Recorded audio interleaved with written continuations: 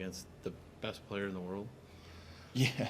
You got to be focused and sharp. And I think you're talking about McDavid, right? Yeah. Yeah. Well, yeah, because They got Draisaitl's not bad either. Maybe top 5. Yeah, Nugent Hopkins is not bad. You can go through the line. Some pretty dangerous guys. So the thing about McDavid is he's going to create some stuff, and just off his ability alone, what he can do, he's on another level in the NHL. He's got 88 points and however many games it's been in, 40 goals in 48 games. Crazy numbers, right? Mm-hmm.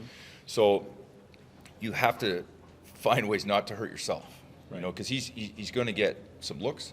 And that was kind of some of the stuff we looked at this morning is how do we help ourselves? How do we, don't give up any more than you have to in some of these games. And so that's, with his speed and his skill set, it's going to be a challenge. But we in fives, you can help each other out. Yeah. If it's one-on-one, you're in trouble. But with layers and in fives, it's amazing what you can do as a group. And we got to be sharp.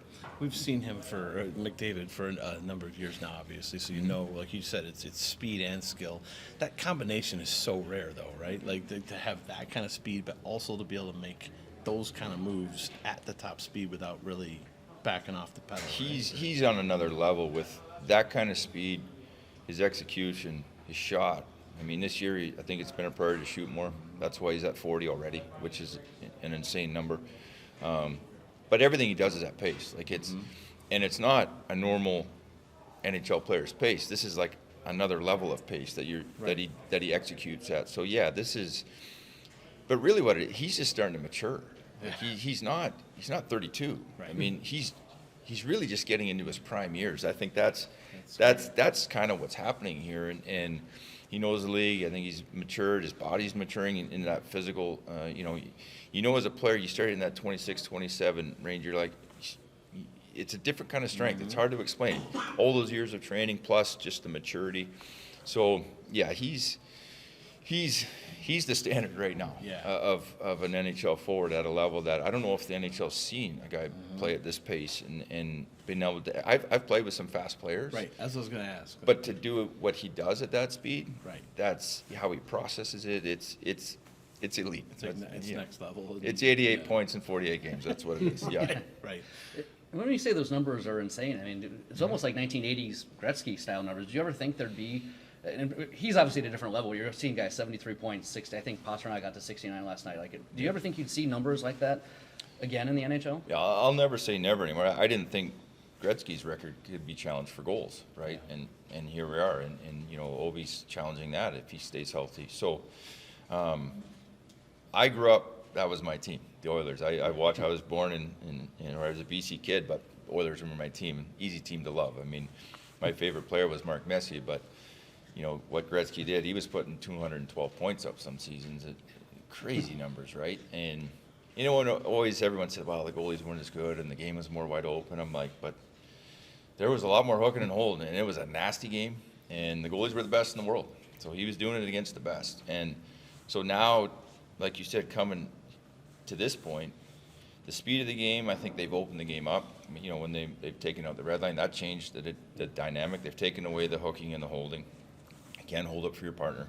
So a guy like McDavid or these fast guys, you can't, you used to hook on the hip. You used to be able to can over. There's all these tricks that you had in the bag to try and, for us slow guys, to just try and help yourself out, where those are gone. And so it's not surprising. And then you look at the power plays, and they're running at elite levels. These guys are 30+%, which is crazy, what they're doing on the power play. So I guess I'm not surprised.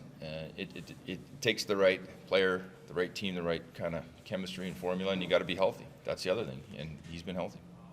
That kind of goes hand in hand now that I think about it, because if they didn't have that kind of power play, if they were struggling, let's say, you guys could defend him by just saying, well, let's just take our chances on a power play and hold them up or whatever. This is what's difficult. I mean, I think he's got 43 points on the power play. Right. I mean, he's a point a game on the power play, which is crazy, right? When you look at those numbers, so they're lethal. And you watch how they do it. They truly just kind of they're doing it under pressure. They're doing what's available. They're making plays through people, and then they have the finishers. McDavid has taken more of an opportunity to shoot. Draisaitl, we know he can finish, and you got Nugent Hopkins. I mean, the list goes on, right? What they have and how dangerous they are. So you got to stay out of the box. That's the other thing. I mean, you go in the box 3 times, they're getting 1 for sure, maybe 2. That's kind of what the stats are telling you, right? So you got to make sure your sticks are on the ice and your legs are moving. Yesterday we talked a little bit about Kent Johnson, the game sort of slowing down for him. Are you seeing that same sort of thing with Marchenko as well? Yeah, I think, Marchie's he's a different type of player than KJ for sure. Marchie's a student of the game in a different way than KJ is. He loves to shoot the pucks. He loves to work on his game, and both those guys really do. If you watch them before and after practice, they're always working on things. This is a funny story, I guess, and it's off of Marchenko, but on to KJ. But KJ was on the ice the other day looking at a puck, and the coach was going, "What are you doing?" But he was looking at the angles of where the puck was going, and I wasn't out there. Some of the coaches told me. I was like, I would have thought to do that, right? But that's where his mind goes, and I think it's great. He's thinking outside of the box, and what does that look like from ice level? So Marchie's like that too. He asks such great questions. When he's talking about D zone, he's not talking about he's like, well, how do I do it where I get the puck back more so I can create more offense? I'm like, that's the right question. Right. That's why you defend. You don't defend because you love to defend. It's like, how do I get it back so I can go, and he's willing to switch positions. He's like, I want to try this. But he's enthusiastic. He loves his passion for the game, his willingness to grow and be taught. And he's asking great questions. And so he's a guy, I think, he went through a little slump there, didn't score. Gets a really nice goal there the other night. And oftentimes that can catapult a guy and get him forward. He's played with men, so it's a little bit different for him. But the grind of the season, the different style, he's adjusting, I think, well. A little bit up and down with energy, but he's never played a condensed schedule like this, and then time zones and this amount of hockey. So that's another challenge for these guys. He doesn't seem to have the personality to let stuff really get him down, though. Like, he seems like he's always positive and trying to find the positive. That's got to be a huge trait, I would think, when you're on a rebuilding team like this, or a resetting team, or whatever you say. Well, his enthusiasm and passion for the game. He's so coachable, and his willingness to learn, and again, I love his questions. Like, they're really well thought out in broken English. It's great. Like, sometimes we got to sit down and kind of get through it all. Figure out what he's saying. Yeah, and he's getting better with his English. But his passion, it's infectious. We talk about as coaches, like, just sitting with him, it's very enjoyable. He's on the ice yesterday, shooting puck after puck after puck, in a situation where he never got a shot off in the game. He's like, I want to work on that. And he did it 2 games ago. There was when he cut to the middle, and it was at home, and he shot one over the net. He shot like 20 pucks the next practice. He's like, I don't want to miss that one again. Right. So he's trying to help himself, and he's taking the initiative on himself, which is fantastic to see. Do you find you have guys who elevate their games? I think back to that game at Washington, playing against Ovechkin, kept him off the score sheet. Have guys who elevate their games when they see a Ovechkin, a Crosby, a McDavid? I don't know. I think there's a scare factor. I mean, they're like, when they're on the ice. Yeah. I mean, and you just can't get caught watching. You got to go play. Sure. You got to catch and check these guys. So, I think every night there's elite players. Now, those guys you're mentioning, they're in a special category for sure. And tonight we're facing another one of those guys. You just don't get caught watching. Just make sure you're playing. Same lineup tonight? No, Bemstrom will be out. Foodie will be in. But everything else the same. Corpio will start. What's going on? Good. I think we're going to go 4 for 4 tonight? Never say no, never say yes. I don't know.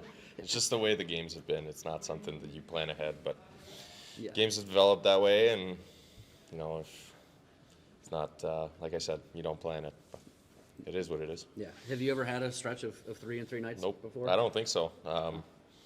Or junior or pro, I don't believe I have. So, it's definitely it's something. It's a weird feeling.